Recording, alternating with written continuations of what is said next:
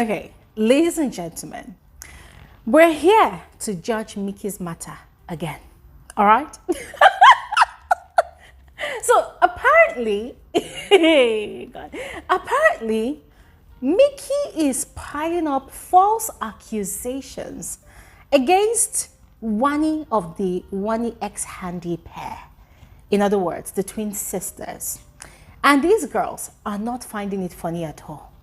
But before I get into the details of this gist, quick question to all of you. When you fancy someone, when you like someone, how do you go about it? Do you go directly to woo them, or do you go via the people that are closest to them, or do you start off some sort of funny drama, shady business, just to get their attention? What is your scoping style? According to Nigerians, what's your toasting style? What's your scoping style? Guys, school me. How do you come up with your lyrics? How do you go about it? Because it might seem as though Mickey is building a truckload of problems for himself in that house, and probably before the end of the week, it might explode. Yeah, there might be an altercation between Mickey and the twin sisters. Aside Mickey, Chinwe's name happens to be, frequently mentioned in the sessions of different pairs. And guys, it's not for a good reason at all. It is not for a good reason. It might seem as though Chinwe is going to be the villain of this season. So ladies and gentlemen, let's get right into this video. I'm going to spill all of that juicy tea. Watch to the end of this video. Do not skip on any part. You're all welcome to my channel. My name is Gloria Elijah. This is Frankly Speaking with Gloria Elijah, and I am the girl with the tea. I'm not going to waste your time. Quickly, let's dive right into it. About Mickey's matter.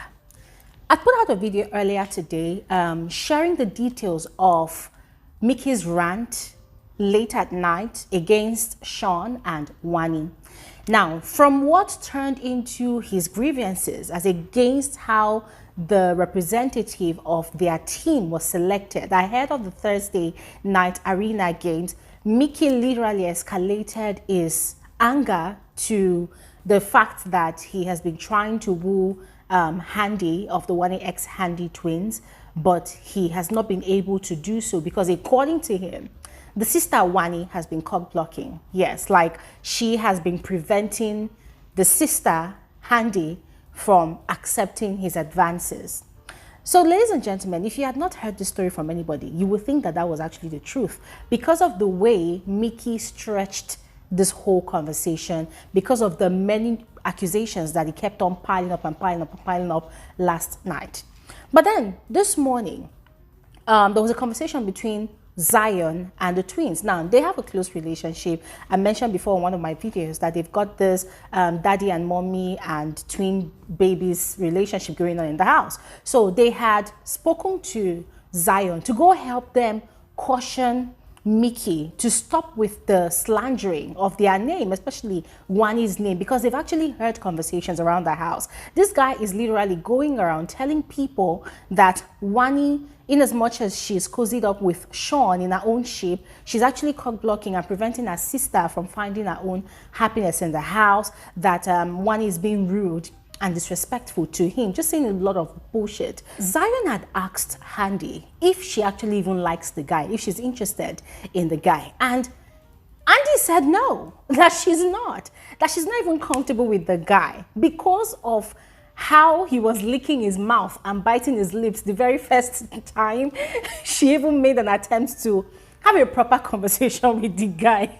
Ladies and gentlemen, I didn't really understand what that meant. It was now during their diary session that the details came up.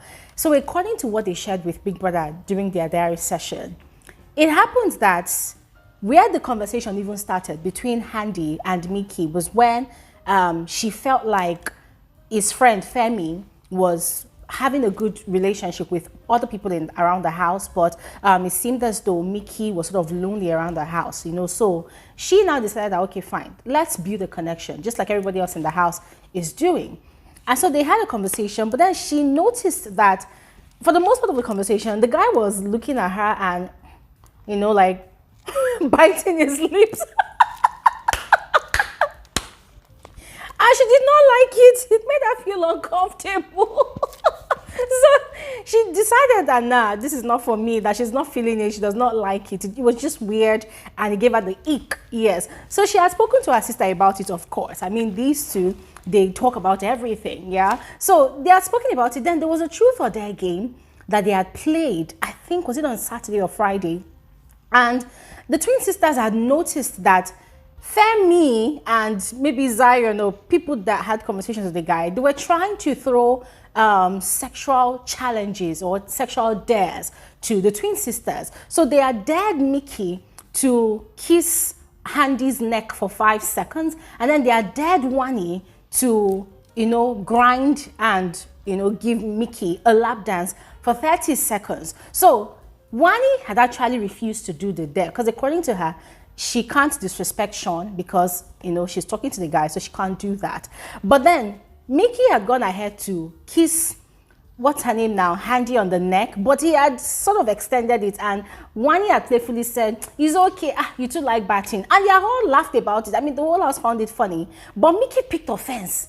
According to him, what kind of thing is that one? You're disrespectful, So another day, guys, this gist is long. So another day, Michky was going out to the garden, and he had told Handi that, oh, Handi, I'm going to the garden, okay? In other words, kind of hinting her to come and join him. So because she wasn't really interested, she was like, okay. So in her mind, if she has the time, she will go. But she told Big Brother that the truth was she did not want to go because she wasn't feeling the guy like that, So she got carried away by playing pool games and whatever with other people in the house. And then not long afterwards, the guy had obviously waited. And after he did not see her, he had come back into the house and was upset with her. Like, I was waiting for you in the garden. She was like, oh, really? I did not know. So he was like, is it your sister that told you not to come? Me, I don't like disrespect. Your sister is rude. I don't like the way. So Andy was like, from where to where? Why are you involving my sister? So that had really pissed her off because it's like, dude, if you like someone, what do you do? Is it not to apply pressure, like woo the person, go after the person, chase after the person, pursue the person with your intentions, instead of just outrightly attacking the person that is closest to the person you like? How does that even make sense? So according to Handi, she decided to, start avoiding the guy, no close-up conversations because she just did not understand his energy and she wasn't feeling his energy at all. Now, just when they thought everything had ended there, they were having a conversation, analyzing the whole situation. When Ben was passing by, Ben overheard the conversation and Ben joined them and told them the narrative that Michky had been spreading around the house. That apparently, Handi likes him a lot, but Wanni is cock-blocking. Wanni is the one that is trying to put asunder, trying not to allow anything happen between both of them. And that has just completely provoked the twins. So at the moment, everything is like everybody's on this ticking time bomb. They are trying so hard to control themselves. They don't want to explode. They don't want to overreact. But hey, according to them, if they confront this guy, everywhere will scatter. Guys, for real. This whole thing is cracking me up so bad because how difficult is it? How difficult is it? You like someone, why not approach the person? Or if you're too timid to approach the person, why not, perform some acts of service to the person and around the person to gain the person's attention, to let the person know that you are interested in them. For instance, if Michky really, fancies Handi as he has been spreading around the house, why not, if she wants water, get her water, even without her asking? Maybe they prepare food for everybody. Before her sister gets there to pick up a plate for her, go get a plate for her. Maybe there's something, just do something for her. Women like that kind of stuff. Yes, women like it when, men who like them and who are trying to woo them, give them present, make them feel special, give them attention. Which one is the going around to go and slander? Guys, I will never understand. But anyways, guys, I asked you all a question at the start of this video, that how do you handle your likeness for someone, your interest in someone? Do you approach them? I mean, guys, just let me know your thoughts in the comment section below right now. Quickly, moving on to the Chinwe's conversation. Like, guys, as I mentioned before, Chinwe's name kept on popping up in most of the past diary session today, and she and Zion also had their own diary session, which I will touch briefly on this video. So it turns out that Chinwe has successfully created a negative impression upon, you know, the other pairs in the house. Everybody describes her with specific words like she's too authoritative, she's rude, she's disrespectful, she's bossy, you know, she never listens to other people's ideas or opinions when they have their gatherings in the lounge, especially to deliberate about their wager task presentation. Yes, when people are trying to share their own ideas, she immediately interrupts them and ends up saying the same thing that they were actually saying. Like, she does it like she's trying to prove that she has sense. So it's very triggering for most of these people. And it's like she's deliberately trying to cause chaos around the house now, probably because she's still mad at everybody in the house. Because, guys, let's all recall that she's still not over the fact that she and the partner Zion did not win the HOA ballot system. You know, even during her diary session today with Zion, as usual, she was literally doing most of the talking, and it took Big Brother to constantly throw pointed questions at Zion and even prompt Zion specifically to continue from where he stops before what's her name now, Chinwe, interrupted for him to properly express himself. And I don't know how this guy does it, but it's like he's so used to Chinwe's domineering personality. But anyways, as I was saying, it seems like she's still very mad at everybody in the house. And so in order to pay them back for not nominating or voting for her and her partner as the heads of house, it's like she's just been intentionally trying to frustrate all of their efforts. And I'm wondering, like, is that really necessary? Because, ladies and gentlemen, in case you're not aware, at the moment, there's food shortage in the house. These housemates are out of food. The way they are rationing food now, it's on a first come, first serve basis. If you see food, you eat. If you don't see food, you're on your own. Yes, and some people are beginning to hide food. Ladies and gentlemen, oh my God, during the Aces Diary session, Tarifa and Suj, these guys actually spilled that now people are literally hiding bread, people are hiding ingredients, people are hiding stuff. You just go under their bed, remove things and come downstairs, and you'll be wondering, like, is there a silent refrigerator beneath people's beds? What's happening? They're so confused. It's like a lot of action is happening in the house and they are not really aware. Some people will cook soup. That's Chinwe and a gang. They cook soup and they hid some of the soup somewhere.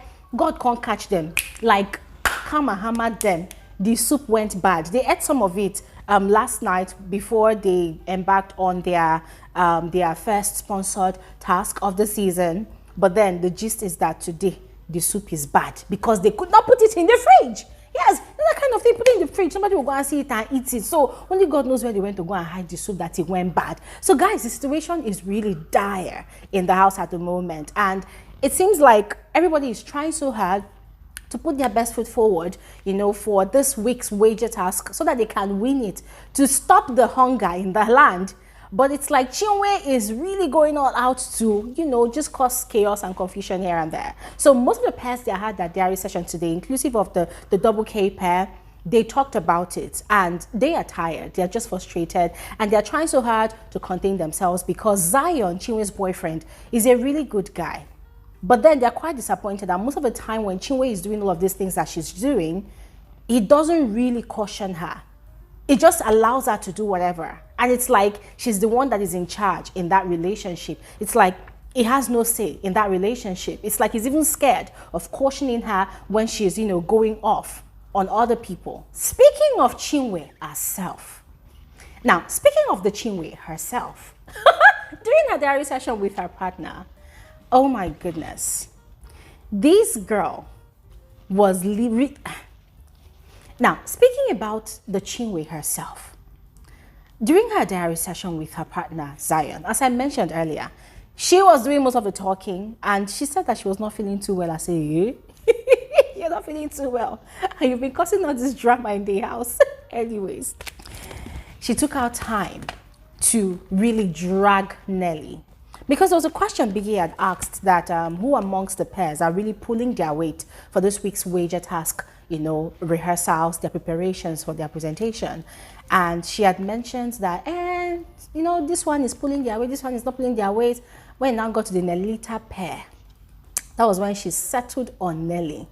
And she, guys, the way she described Nelly, it's like Nelly is always countering people's ideas. She's always, you know, objecting. She's always frowning her face. She's always saying, no, it's weird, it's confusing. But she never ever has an option, you know, to replace an idea that she, you know, talks down on. That's at this point, it's like the only way to get Nelly involved in what they're doing is to have a presentation that involves dancing so that she can dance and know that she has actually come to Big Brother's house and done something and say, Chai! My goodness. Ouch. Ouch. I don't want to imagine Nelly's face and her reaction when she sees that part of Chinwe's diary session, because nah, that was a huge insult. It's like saying that this one, you are completely dumb, you don't have sense, the only thing you know how to do is shake your bum bum and dance. That was it. Then, aside all the complaints about Chinwe from other pairs during their diary session, Chinwe and Zion, they had actually given us some very juicy gist. Now, this one is about Chinne of the Ndi Nne pair. So, according to these people, Chinne is really overbearing. She's very annoying, you know, she's just, it's like she feels left behind in her duty as head of house because her niece, Nne, is really doing a great job. So most of the time, it's like when they've gone past an idea or conversation, she always makes them circle back and then they will now drag it again and then they will now move forward from there. And that delays them a lot. So it just makes it look like, yes, I actually contributed to this thing. So it's becoming ridiculous at this point.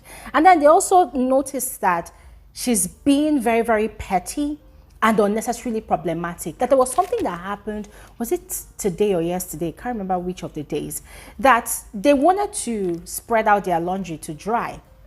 And on the hanger, the laundry hanger, they noticed that Chinne's clothes were there and they were dry. So they had called her to come remove the clothes. And she said that she actually took clothes from her closet, spread it on the hanger to reserve space for her laundry that she's yet to do. So when she does her laundry, she will now remove those dry clothes and then hang the wet laundry.